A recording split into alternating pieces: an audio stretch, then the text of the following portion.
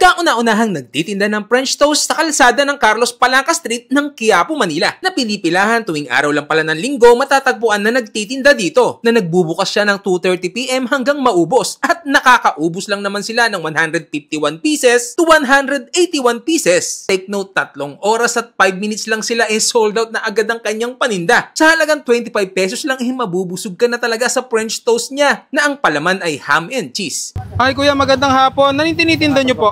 French toast po, ham and cheese. French toast na ham and cheese. Ham and cheese, sir. Walang ibang flavor po, ham and cheese lang. Wala na po. Ah, ito lang.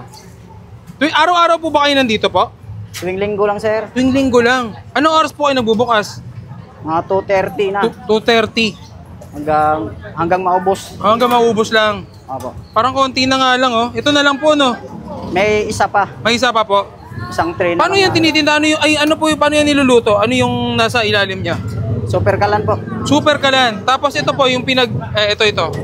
Ayan, yung na-order lang yan sa Shopee. Ah, sa Shopee lang. Matagal na po kayo nagtitinda dito?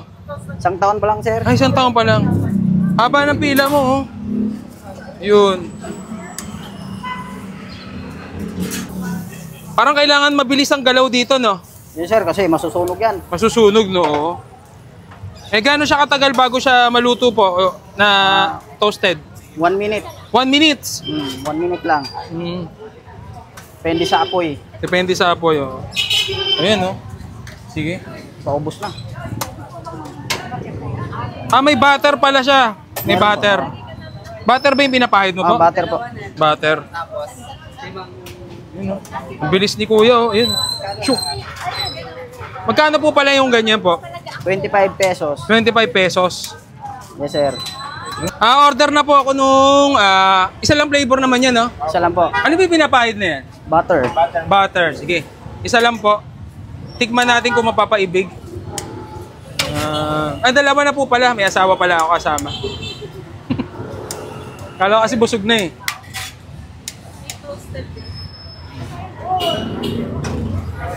Talagang pag pinahiram po isang side lang, no? Hindi pwedeng dalawa? Pag vlogger. Ayan. Magkano po ito? 50 po. 100 na dalawa? 50 lang. 50 lang. 25 isa. Ayan. Bayaran mo na. So ayan, matitikman na natin yung RJJ French Toast dito sa Quiapo, Manila. Dito yan sa may Carlos Palanca Kahabaan. Malapit yan sa may Mr. B. Ayun, medyo tanaw lang. Ayan, no? For only 25 pesos, kuya, no? 25 pesos. O, yun, no? So, tuwing araw lang sila ng linggo, tapos 2:30 PM sila nagsisimula. Ayan, no? Bago natin tikman to, masarap to, may kasalong Grain Smart Rice Coffee. Ito yung kapeng gawa sa bigas, low calorie decaffeinated, at napakaraming sangkap. May moringa, ocralin, mangosteen, grapeseed extract, marine collagen, Garcinia Cambogia, may barley at may L-gluta. Tapos ang pampatamis niya is stevia. So sa mga gustong magkape, lalo na paggabi, ito magandang pamalit. Hindi ka na ma-acid, decaffeinated pa. So sa mga gustong bumili nito, available siya sa lahat ng online selling apps. Message kayo sa page ko o kaya sa page ng Grain Smart Rice Coffee. So yan, tikman na natin.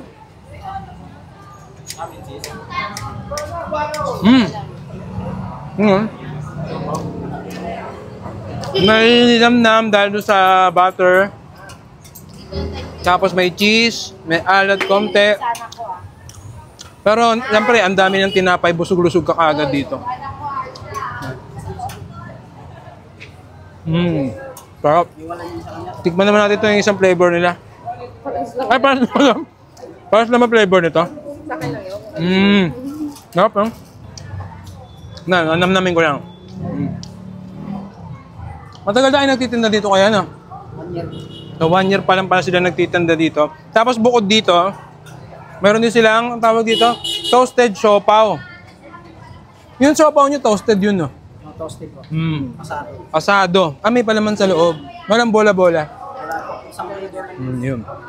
Ayun, no? Tignan nyo yung naman sa loob. Makapal siya, oh. Tapos, parang, may ano pala. Parang 2 tinapay na magkapatong. Tapos may, tawag doon? May ham at saka may cheese. Ayan, puntahan nyo na si kuya dito. 2:30 hanggang sa maubos lang. Paano? Tapos Sunday lang, ha? Alam.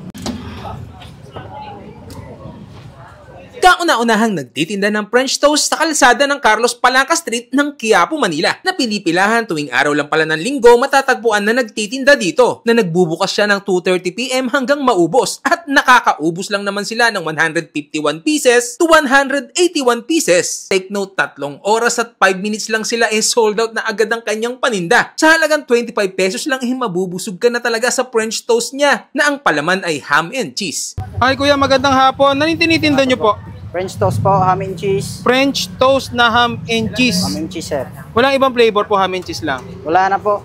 Ah, ito lang. Tuwing araw-araw po ba kayo nandito po? Tuwing linggo lang, sir. Tuwing linggo lang. Anong oras po kayo nagbubukas? Mga 2:30 na. 2:30. Hanggang maubos. Hanggang maubos lang. Opo. Parang konti na nga lang, oh. Ito na lang po, no? May isa pa. May isa pa po. Isang tray na. Paano yan tinitinda? Paano yan niluluto? Ano yung nasa ilalim niya? Super kalan po.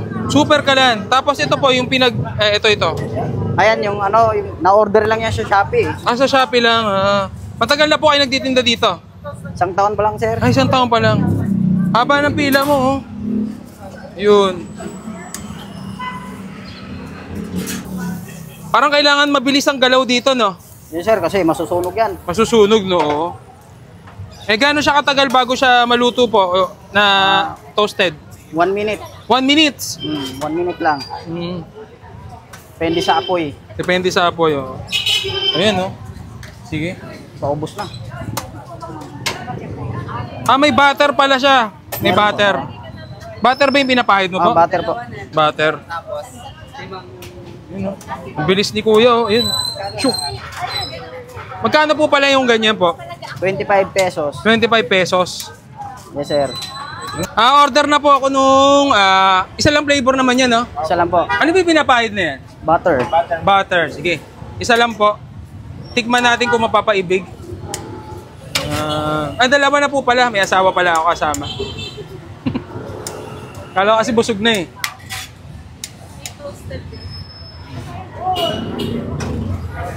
Talagang pag pinahiram po isang side lang, no? Hindi pwedeng dalawa? Pag vlogger. Ayan. Magkano po ito? 50 po. 100 na dalawa? 50 lang. 50 lang. 25 isa. Ayan. Bayaran mo na. So ayan, matitikman na natin yung RJJ French Toast dito sa Quiapo, Manila. Dito yan sa may Carlos Palanca kahabaan. Malapit yan sa may Mr. B. Ayun, medyo tanaw lang. Ayan, oh, for only 25 pesos kuya, no? 25 pesos.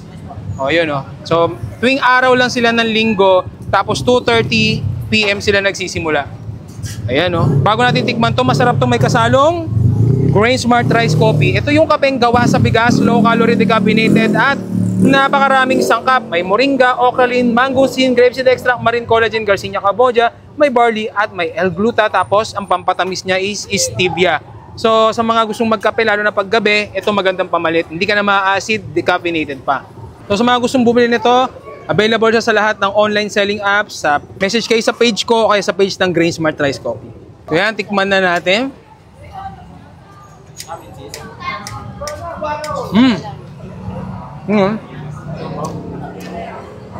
May nilamnam dahil doon sa butter. Tapos may cheese, may alad konti. Pero siyempre, ang dami ng tinapay, busog-lusog ka kaagad dito.